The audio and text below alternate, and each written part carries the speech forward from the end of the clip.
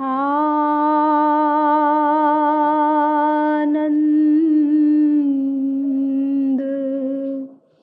मानंद कर प्रसन्नम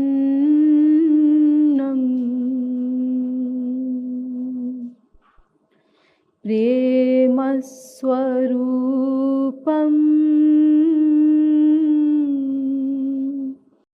ब्रज भाव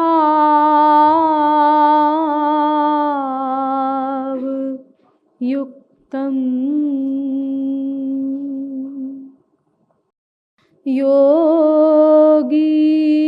योगीन्द्र मीड्यम भवरोग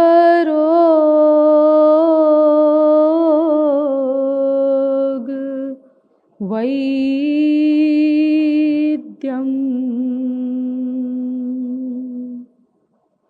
गुरुं कृपालुं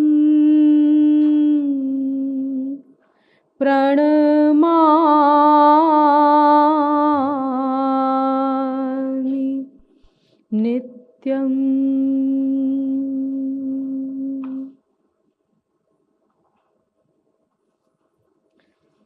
आनंद कंद सच्चिदानंद श्री कृष्ण चंद्र चरणारविंद मकरंद मिलिंद महानुभाव। नियमानुसार पहले कुछ देर श्री भगवन नाम संकीर्तन होगा, तत्पश्चात विषय प्रारंभ किया जाएगा। नाम संकीर्तन में आप सभी लोग अपना उदार सहयोग प्रदान करें, ऐसी प्रार्थना है। भजो गिरिधर गोविंद गोपाला,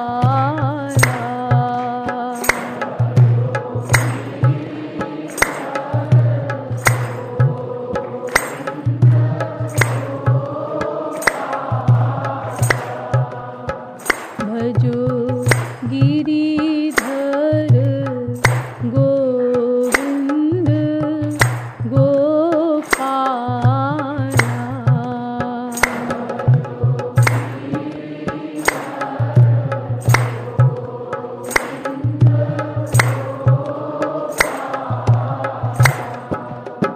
भजो गिरिधर गोविंद गोपाला,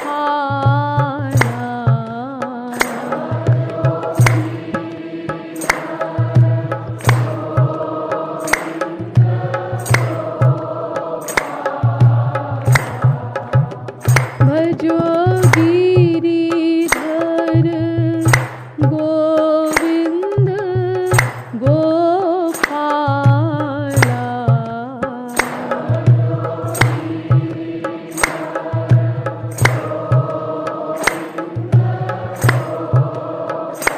भजो गिरिधर गोविंद गोपाला, भजो गिरिधर गोपाला।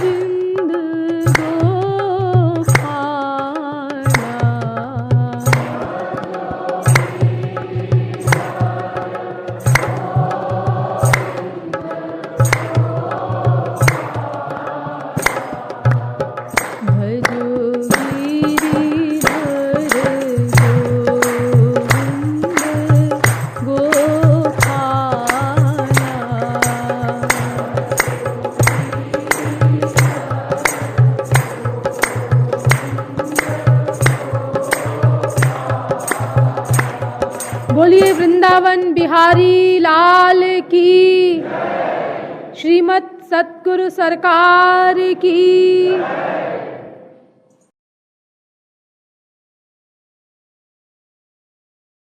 अब आप लोग कृपया सावधान होकर बैठ जाएं। अब तक आप लोगों को यह बताया गया कि आनंद कंद सच्चिदानंद श्री कृष्ण चंद्र का सनातन अंश होने के कारण विश्व का प्रत्येक जीव एकमात्र आनंद ही चाहता है और उसी आनंद प्राप्ति के हेतु ही अनादिकाल से सतत प्रयत्नशील भी है, किंतु अद्यावधि उस आनंद का लवलेश भी प्राप्त न हो सका। अतएव इसके कारण का पता लगाया गया तो पता चला कि आनंद प्राप्ति आनंद के पर्यायवाची ईश्वर को प्राप्त करने पर ही हो सकती है, अन्य कोई उपाय नहीं। अतएव ईश्वर को जानना अनिवार्य हुआ। ईश्वर को जानने के लिए हम वेदों शास्त्रों में गए, किंतु वहाँ से निराशाजनक उत्तर मिला कि ईश्वर को कोई नहीं जान सकता। और वेदों ने, शास्त्रों ने उसके अनेक कारण भी हमारे समक्ष प्रस्तुत किए कि हम ईश्वर को क्यों नहीं जान सकते। ईश्वर बुद्धि से परे है, क्योंकि वो इंद्रिय मन बुद्धि का प्रेरक है, धारक है, प्रकाशक है, ज्ञाता है। साथ ही वो दिव्य है, इंद्रिय मन बुद्धि प्राकृत है। ईश्वर सर्वज्ञ है एवं जीव अल्पज्ञ है। इसके अतिरिक्त ईश्वर अनंत विरोधी धर्मों का अधिष्ठान भी है, इसीलिए भी उसको महानतम बुद्धिमान ब्रह्मादिक भी नहीं समझ पाते। हमारे संसार में हमें विरोधाभासों का अभ्यास नहीं, विरोधी बातें संसार में नहीं होती। यहां तो सीधी सीधी बात होती है। इस समय दिन है कि रात, दिन है, बस सीधी सीधी बात। अब दिन भी है इस समय, रात भी है, ये विरोधी बात संसार में नहीं होती। इसीलिए विरोधी बातों का जो अधिष्ठान है भगवान, उसको हम नहीं समझ सकते। बड़ी से बड़ी बुद्धि भी हो, उसके विषय में कुछ नहीं समझा जा सकता। तो ये विरोधाभासों से भरे पड़े हैं हमारे शास्त्र वेद, जो भगवान के बारे में बताते हैं। कितनी विरोधी बातें भगवान में है। अरे एक एक श्लोक में विरोधाभास है, एक एक मंत्र में विरोधाभास है। मैंने कल आप लोगों को बताया था ना, एक नृसिंह तापनी उपनिषद का मंत्र है। देखो एक ही मंत्र में कितने विरोधाभास हैं। तुरीय मतुरीय मात्मान मनात्मान मुग्र मनुग्रम वीर मवीरम महांत ममहांतम विष्णु मविष्णुम सर्वतो मुख सर्वतो मुखम। एक वेद मंत्र में देखो भगवान के बारे में कितनी विरोधी बातें। वो तुरीय भी है, अतुरीय भी है, आत्मा भी है, अनात्मा भी है, उग्र भी है, शांत भी है। वो महान भी है और अमहान भी है, अल्प भी है। वो सर्वव्यापक भी है लेकिन एक देशीय भी है। वो सब और मुख वाला है लेकिन एक और मुख वाला भी है। देखो एक वेद मंत्र का ये मतलब बता रही हूं मैं आपको, कितनी विरोधी बातें हैं एक वेद मंत्र में। एक एक श्लोक में भगवान के बारे में विरोधाभास है। गीता में भगवान ने एक श्लोक में कहा, मया ततमिदं सर्वं जगदव्यक्त मूर्तिना। मुझसे ये संपूर्ण विश्व व्याप्त है। मैं परमाणु परमाणु में हूं विश्व के। मया ततमिदं सर्वं जगदव्यक्त मूर्तिना। लेकिन उसकी अगली पंक्ति में क्या कहा उसी श्लोक की, मत्स्थानि सर्वभूतानि न चाहम तेष्वस्थितः। सब मुझ में रहते हैं, मैं सब में नहीं रहता। अगली पंक्ति में ये बोल रहे हैं। अब भला बताओ भगवान किसी की समझ में कैसे आ सकता है। इसीलिए भगवान को तो छोड़ दो, हाँ फिर खबर लेंगे भगवान की। ये संसार को समझ सकते हैं क्या हम? अभी मैं भगवान को कैसे जाना जाए ये आपको नहीं बता रही हूं। आज मैं दूसरा विषय लेना चाहती हूं, क्योंकि कुछ लोगों ने मुझसे कल कहा कि वो सृष्टि के संबंध में मैंने जो आश्चर्यजनक शंकाएं रखी थी कि भाई अगर ये भगवान ने संसार बनाया तो आखिर इसमें बनाया क्या। ये बीच में आ गया था ना टॉपिक, प्रश्न आ गए थे 2-3 कि भगवान ने ये संसार बनाया, उसके मन नहीं है, लेकिन कामना की, और क्या कामना की कि मेरे बहुत सारे बच्चे हो जाएं, और इतना बड़ा ये संसार बना दिया। तो भगवान ने बनाया क्या फिर इस संसार में? क्योंकि तीन ही तो चीजें हैं कुल जमा टोटल, ईश्वर, जीव और माया, और तीनों सदा से बने बनाए हैं और सदा रहेंगे। ना इनमें से कोई किसी को बना सकता है, ना कोई किसी का नाश कर सकता है। तो भगवान ने फिर बनाया क्या? चौथी तो कोई चीज होती नहीं। और फिर अगर भगवान ने बनाया संसार, तो फिर ये भगवान जो ज्ञानमय है, नित्य ज्ञानमय, नित्य आनंदमय, और संसार तो एकदम उल्टा दिखाई देता है, दुखी दुख भरा पड़ा है, अज्ञान ही अज्ञान है संसार में। और फिर हमें भगवान के का अनुभव क्यों नहीं होता? परमाणु परमाणु में भगवान व्याप्त है। तो ये सब जो इस संसार के विषय में आश्चर्यजनक बातें हैं, तो कुछ लोगों ने मुझसे कहा कि इसका समाधान करके फिर आगे चलिए। तो ठीक है, पहले इसका समाधान कर लेते हैं, फिर आगे भगवान के विषय में भी जानेंगे। हाँ, तो देखिए, ये जो संसार है, पहले इस पे विचार करिए कि ये बना कैसे। यही हमको जानना है ना, क्योंकि संसार के निर्माण के विषय में ही जब बताया गया कि भगवान ने बनाया है, तो फिर इतनी शंका पैदा हो गई। तो इसीलिए इसमें गहराई से विवेचन किया जाए कि भाई संसार नाम की चीज तो है ही है हमारे सामने, कहीं ना कहीं से तो ये बनी, किसी ना किसी प्रकार से तो ये बनी। तो आखिर ये कैसे बना संसार?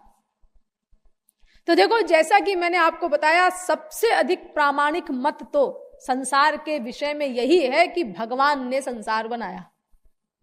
और भी मत हैं, वो भी हम आपको बताएंगे अभी बाद में, लेकिन सबसे अधिक प्रामाणिक मत यह है कि भाई ईश्वर ही सृष्टि करता है। लेकिन अब प्रश्न ये उपस्थित होता है कि क्या ईश्वर नाम की वास्तव में कोई चीज है? और यदि है, तो क्या वेदों आदि में लिखा है इसीलिए हम उसको मान लें, या कोई ठोस प्रमाण है इस बात का? यह प्रश्न अनादिकाल से छिड़ा चला आ रहा है कि ईश्वर नाम की चीज वास्तव में है या नहीं है। और लोगों ने इस पर बड़े बड़े विचार विमर्श किए हैं, बड़ी बड़ी मीमांसाएं की हैं, होती ही रहेंगी फ्यूचर में भी। तो हम लोग भी इस विषय में कुछ विचार विमर्श क्यों ना करें? हाँ, देखिए कितनी विचित्र सी बात है कि जैसा कि मैंने सिद्ध किया था आपके समक्ष कि विश्व का प्रत्येक जीव सुख चाहता है, सुख के अतिरिक्त कुछ भी नहीं चाहता। अगर और कुछ चीज चाहता हुआ दिखाई देता है तो वो भी सुख के लिए है। और वो सुख भी वो कैसा चाहता है? ऐसा सुख चाहता है जो अनंत मात्रा का हो, जो अनंत काल तक बना रहे, उसके ऊपर फिर वापस दुख न आए, प्रतिक्षण बढ़ता जाए। तो ऐसा सुख तो विश्व का प्रत्येक जीव चाहता है। लेकिन ऐसे सुख के पर्यायवाची भगवान का अस्तित्व स्वीकार नहीं करना चाहता। विचित्र बात है ना। वो ये कहता है कि भाई मैं सुख को तो मानता हूं, हाँ, लेकिन भगवान को नहीं मानता। ये तो देखो ऐसी बात हो गई जैसे कोई कहे कि मेरे मुख में जीभ नहीं है लेकिन मैं बोलता अवश्य हूं। अरे भाई, अगर जीभ नहीं है तो तुम बोलते कैसे हो? ये विचित्र बात है ना। मेरे मुख में जीभ नहीं है लेकिन मैं बोलता अवश्य हूं। मेरी मां बांझ है लेकिन मैं पैदा उसी से हुआ हूं। अगर तुम पैदा उसी से हुए हो तो फिर तुम्हारी मां बांझ कैसे? ऐसी ही कुछ बात यहां पर है। भाई, हम सुख को तो मानते हैं लेकिन सुख के पर्यायवाची भगवान का अस्तित्व स्वीकार नहीं करेंगे। तो ये सब तो कोई आश्चर्य की बात नहीं है।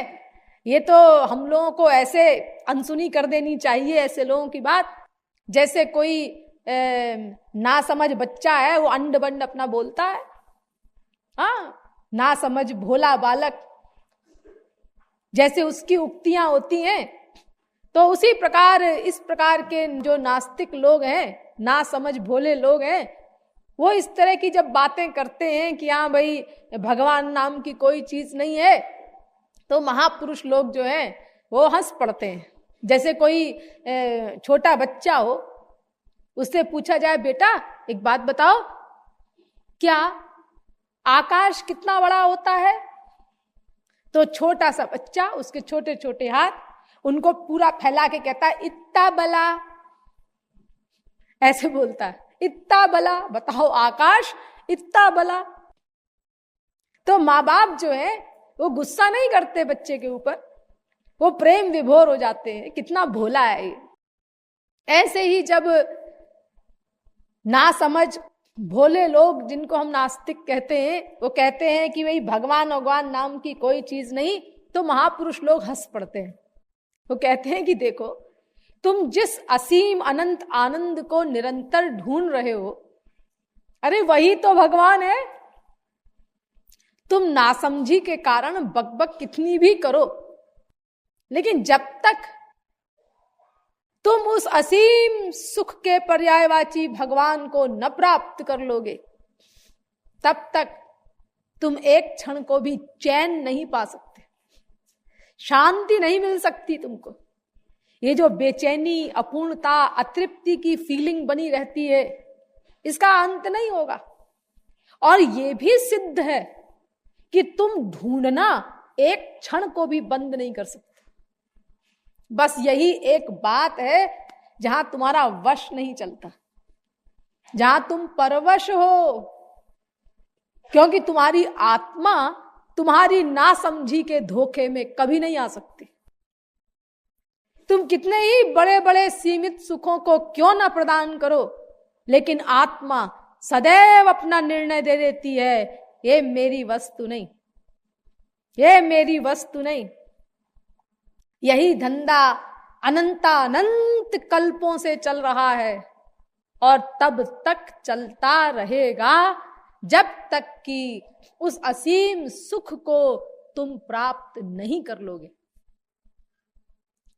तो इस दृष्टिकोण से तो विश्व में कोई भी जीव नास्तिक हो ही नहीं सकता, क्योंकि आनंद के रूप में प्रत्येक जीव भगवान को मानता एवं चाहता ही है।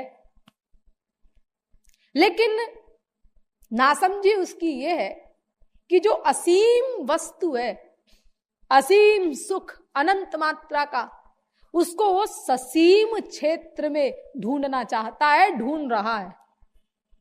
यानी जो अनंत सुख है, जो भगवान को पाकर के ही मिलेगा, उस सुख को वो ढूंढ रहा है भगवान के विरोधी पदार्थ संसार में। ये उसकी नासमझी है, इसीलिए उसको नास्तिक का टाइटल दे दिया जाता है। वास्तव में कोई नास्तिक नहीं है, क्योंकि आनंद के रूप में भगवान को चाहता ही है। ये सब हमने डिटेल में पहले आपको बताया था।